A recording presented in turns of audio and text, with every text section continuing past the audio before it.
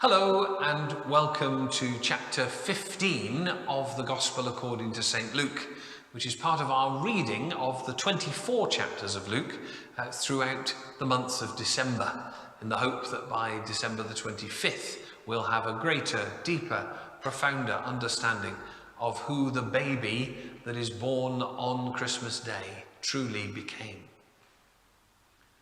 Chapter 15.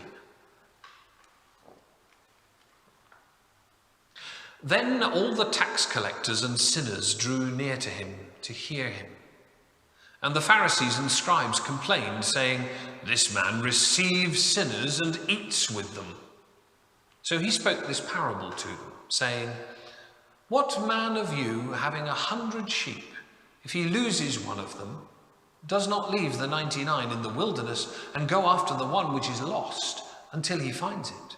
And when he has found it, he lays it on his shoulders, rejoicing. And when he comes home, he calls together his friends and neighbors, saying to them, 'Rejoice with me, for I have found my sheep which was lost.' I say to you that likewise there will be more joy in heaven over one sinner who repents than over 99 just persons who needed no repentance. Or what woman, having 10 silver coins, if she loses one coin, does not light a lamp, sweep the house, and search carefully until she finds it? And when she has found it, she calls her neighbors and friends together, saying, 'Rejoice with me, for I have found the piece which I lost.' Likewise, I say to you, there is joy in the presence of the angels of God over one sinner who repents." Then he said, "A certain man had 2 sons, and the younger of them said to his father, 'Father, give me the portion of goods that falls to me.' So he divided to them his livelihood. And not many days after, the younger son gathered all together, journeyed to a far country, and there wasted his possessions with prodigal living. And when he had spent all, there arose a severe famine in that land, and he began to be in want.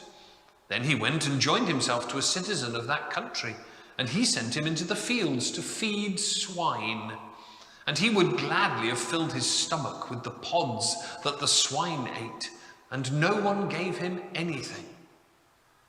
But when he came to himself, he said, 'How many of my father's hired servants have bread enough and to spare, and I perish with hunger?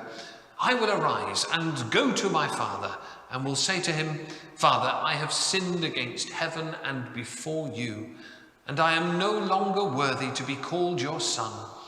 Make me like one of your hired servants.' And he arose and came to his father. But when he was still a great way off, his father saw him and had compassion, and ran and fell on his neck and kissed him.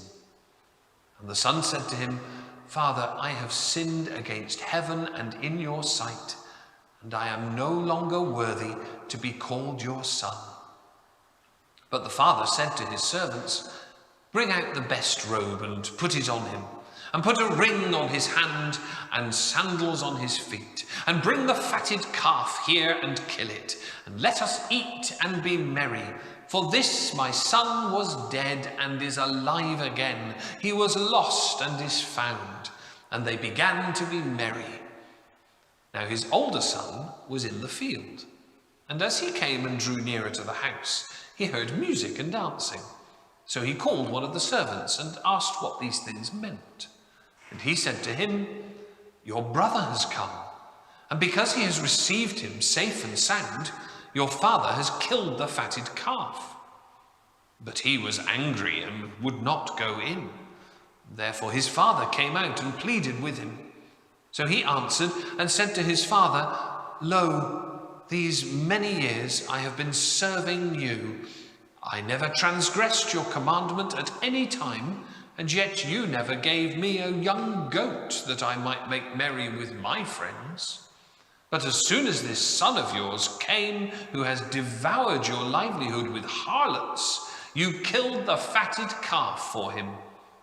And he said to him, 'Son, you are always with me, and all that I have is yours. It was right that we should make merry and be glad, for your brother was dead and is alive again, and was lost and is found." Here ends our reading of the 15th chapter of the Gospel according to St. Luke. Join me tomorrow for chapter 16.